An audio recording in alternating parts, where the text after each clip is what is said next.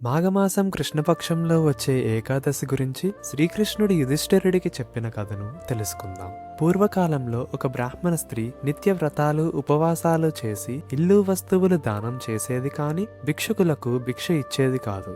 కపాలధారి భిక్షుకుడి రూపంలో వచ్చిన శ్రీకృష్ణునికి ఆమె కోపంతో మట్టిపిండి ఇచ్చింది. అప్పుడు కృష్ణుడు దాన్ని స్వీకరించి స్వర్గలోకానికి వెళ్ళిపోయాడు. కొంతకాలం తర్వాత వ్రత ప్రభావంతో ఆమె శరీరంతో స్వర్గం చేరింది.